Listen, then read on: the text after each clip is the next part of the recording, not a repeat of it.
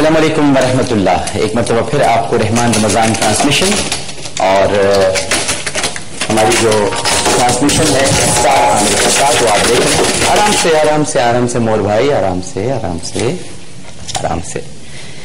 تو ناظرین کرام, آپ دیکھ رہے ہیں اس وقت ہماری ٹرانسمیشن افطار عامری کے ساتھ, اور اس وقت جو ہمارا پروگرام ہے وہ ہے ہمارے انبیاء.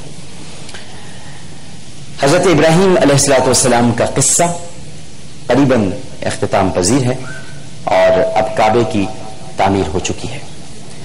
کعبے کی تعمیر کے بعد حضرت ابراہیم علیہ السلام دوبارہ ملک کے شام چلے گئے اور وہیں رہائش اختیار کر لی, کیونکہ اللہ سبحانہ و تعالی نے خود فرمایا کہ اے ابراہیم اب خانہ کعبہ ہمیشہ آباد رہے گا اور میں خود اس کی حفاظت کروں گا. حضرت ابراہیم علیہ السلام ایک طویل مدت تک اللہ کی عبادت اور مسافروں کی مہمان نوازی کرتے رہے.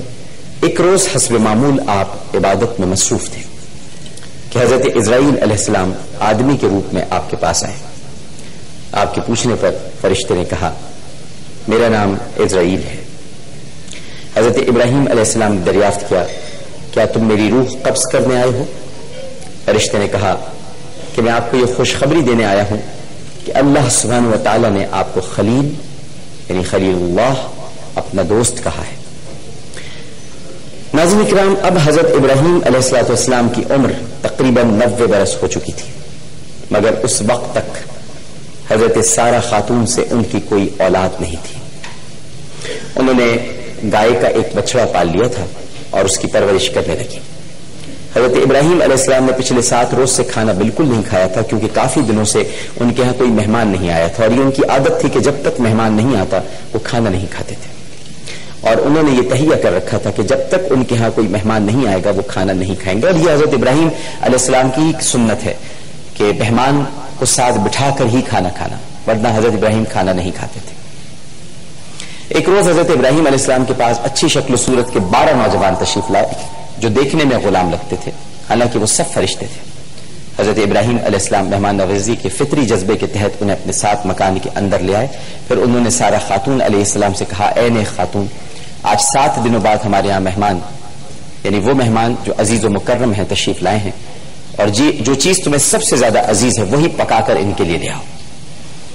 حضرت سارہ علیہ السلام بولی کہ اے حضرت, میں نے گائے کا جو بچڑا پال رکھا ہے, اولاد تو میری ہے نہیں, اس سے زیادہ مجھے کوئی شے عزیز نہیں. اگر آپ فرماتے ہیں تو میں اس کی قربانی کر کے اور اسے تل کر مہمانوں کی خدمت میں پیش کر دیتی ہوں.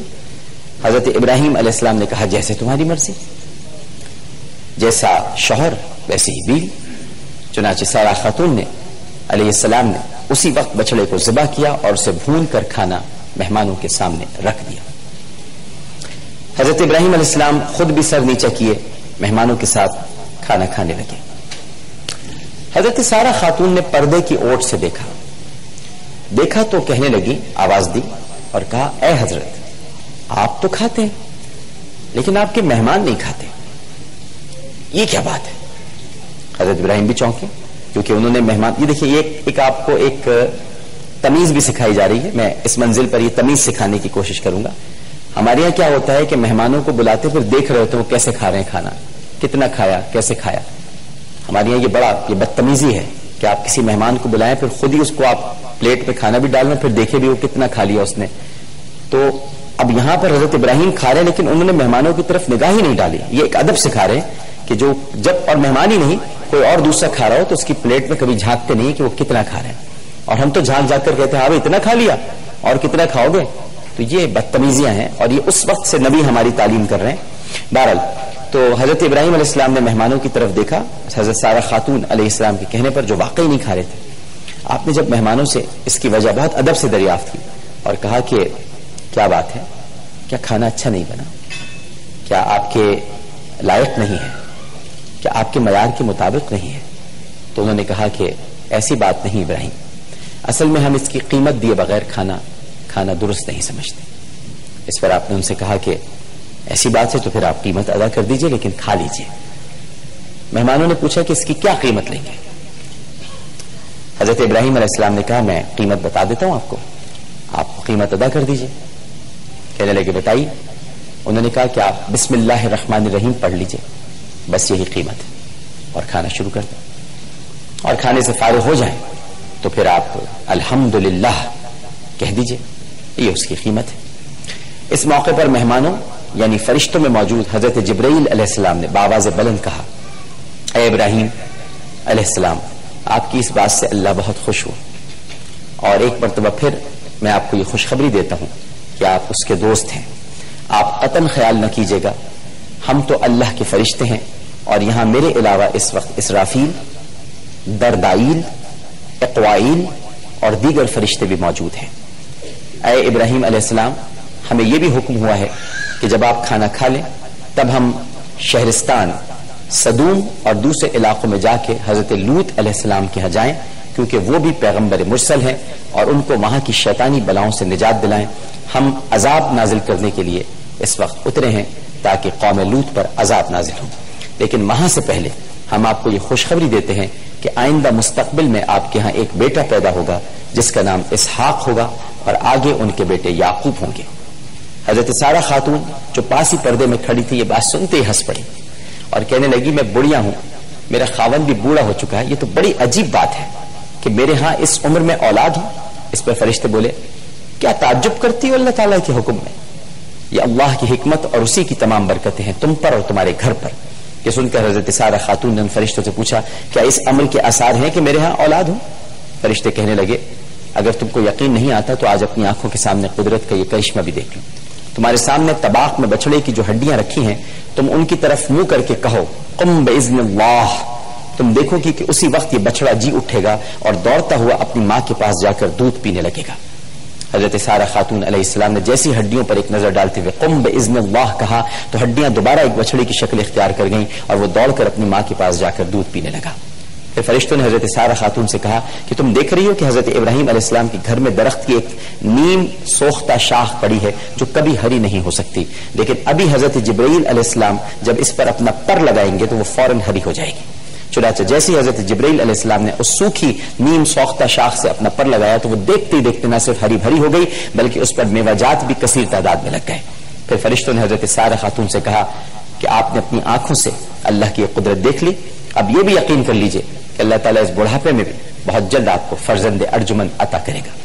اتنا کہنے کے بعد فرشتے وہاں سے رخصت ہو گئے اور پھر واقعی کچھ عرصے کے بعد حضرت سارہ خاتون کی گود ہری ہو گئی اور انہیں ایک بیٹا عطا کیا جس کا نام اسحاق رکھا گیا، اور بعد میں ان کی پشت سے واقعی 70,000 پیغمبر اس دنیا میں تشریف لائے۔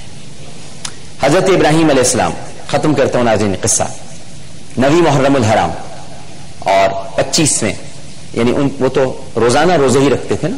حضرت ابراہیم کا تو معاملہ یہ تھا کہ قائم اللیل تھے اور صائم النہار تھے، تو 25 محرم الحرام کو بہت علالت کے بعد اس جہان فانی سے آپ کوچ کر گئے۔ آپ کی عمر کے بارے میں مفسرین میں اختلاف پایا جاتا ہے، لیکن روزۃ الصفا میں لکھا ہے کہ آپ کی داڑھی میں ایک سفید بال 150 برس کی عمر میں ظاہر ہوا، جس کو دیکھ کر آپ بہت متفکر ہوئے، جس پر اللہ تعالیٰ نے فرمایا، اے ابراہیم علیہ السلام، ہم نے آپ کا وقار بڑھایا ہے۔ اب ایک بڑی پیاری نصیحت یہ آخری کچھ جملوں میں آپ سے کرتا چلوں۔ ایک روز ملک الموت مرد پیر کے روپ میں آپ کی خدمت میں حاضر ہوئے۔ حضرت ابراہیم علیہ السلام نے حسب دستور ان کے سامنے کھانا رکھ دیا۔ ملک الموت کا ہاتھ نوالا اٹھاتے ہوئے کانپنے لگا، ایسے جیسے راشا نہیں آ جاتا، کانپنے لگا۔ آپ نے ان سے راشے کا سبب پوچھا تو ملک الموت نے کہا کہ بڑھاپا سب سے بڑی مصیبت ہے، یہ بڑھاپا ہے۔ جس پر حضرت ابراہیم علیہ السلام نے ملک الموت سے پوچھا، آپ کی عمر کیا ہے؟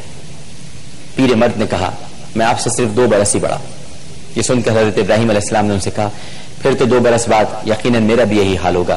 چنانچہ اسی وقت آپ نے اللہ تعالیٰ سے یہ دعا کی، اے باری تعالیٰ مجھے بڑھاپے کی مصیبت سے دور رکھنا، اے باری تعالیٰ مجھے بڑھاپے کی مصیبت سے دور رکھنا، اے باری تعالیٰ مجھے بڑھاپے کی مصیبت سے دور رکھنا۔ اللہ تعالیٰ نے فوراً آپ کی دعا قبول فرمائی اور یوں ملک الموت نے آپ کی روح مبارک قبض کر لی۔ ایک میسج ملتا ہے، اللہ تعالیٰ جیتا رکھے تو ہاتھ پیر سلامت رکھے، کسی کا محتاج نہ رکھے۔ اور بڑھاپے کی جو موت ہوتی ہے ناظرین اکرام، میں صرف یہ کہتا چلوں، ان والدین کی جو بچے خدمت کر رہے ہیں اللہ تعالیٰ انہیں اجر دے گا، لیکن ان والدین سے پوچھئے کہ جو بستر پہ پڑے ہوتے ہیں، بیڈ سورز ہو جاتے ہیں، پیمپر ان کو بدلایا جاتا ہے، اور جب وہ اپنے بچوں کو سب کچھ کرتا ہوا دیکھتے ہیں تو ان کی آنکھوں سے چپ چاپ آنسو گر رہے ہوتے ہیں۔ وہ کچھ کہتے نہیں ہیں لیکن دل ان کا اس وقت رو رہا ہوتا ہے کہ میری یہ حالت ہونی تھی، کہ آج میرے بچے میرے پیمپر تبدیل کر رہے ہیں, میرے زخم صاف کر رہے ہیں, حالانکہ وہ خدمت کر رہے ہیں, لیکن کبھی کبھی جھڑک بھی دیتی ہے اولاد, کبھی کبھی الجھن بھی ہو جاتی ہے اولاد کو. ماں باپ کو نہیں ہوتی, اولاد کو ہو جاتی ہے, ماں باپ کو کبھی نہیں ہوتی. ناظرین کرام, اللہ تعالی ہم سب کو محتاجی کی زندگی سے بچائے. حضرت ابراہیم علیہ السلام کا قصہ اختتام پذیر ہوا.